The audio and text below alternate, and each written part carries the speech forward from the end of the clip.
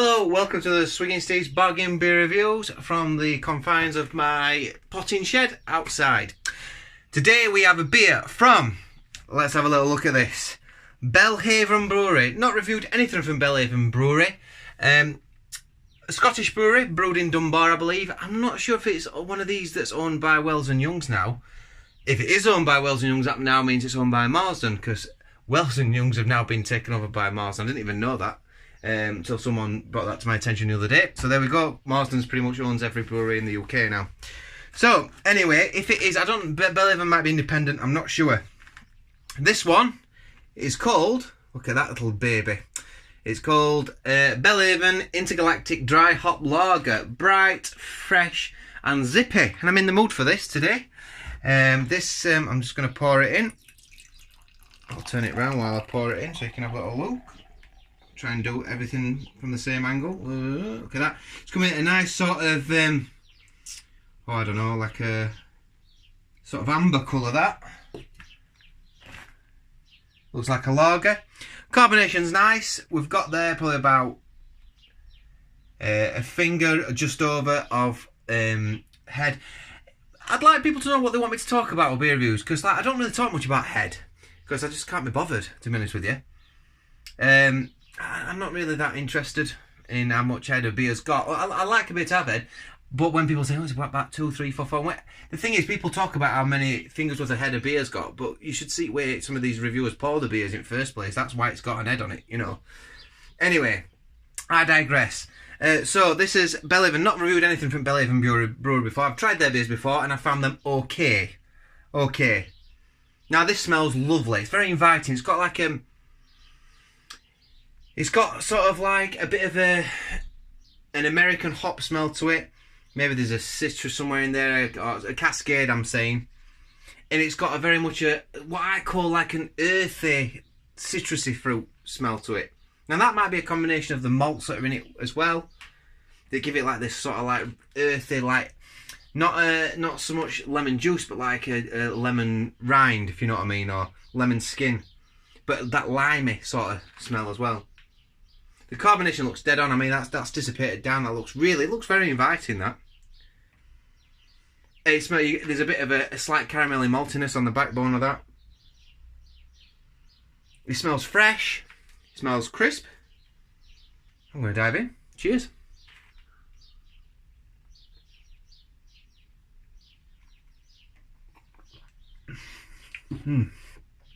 Yes. You get very much the zesty lime. It's like someone squeezed lime and lemon into that. It is quite pleasant. It's not going to blow your socks off.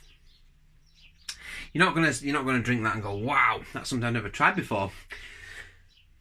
But it's got like yeah, like an earthy citrusy fruit flavour to it that you might find more in association with your British hops. But having said that, you are getting a lovely zest from that.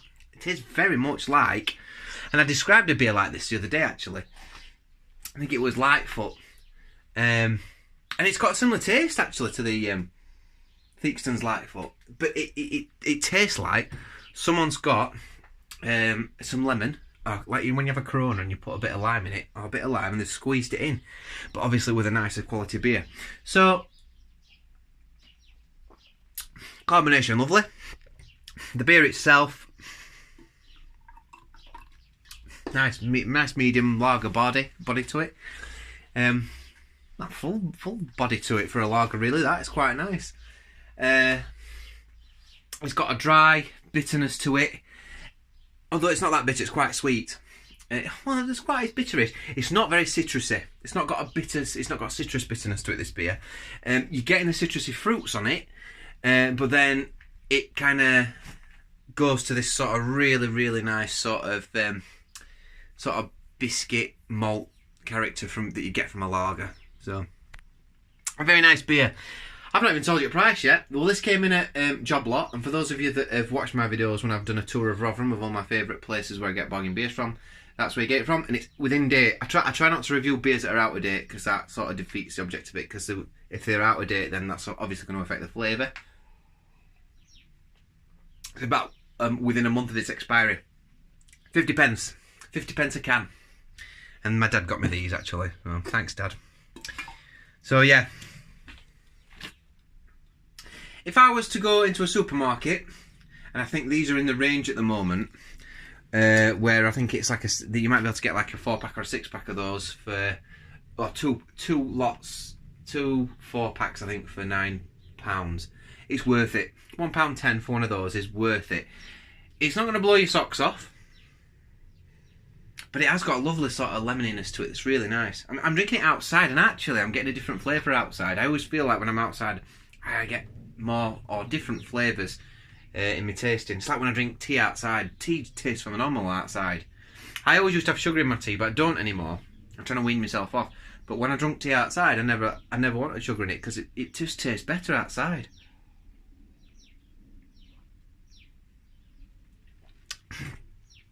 You can, yeah, it's nice, it's lovely.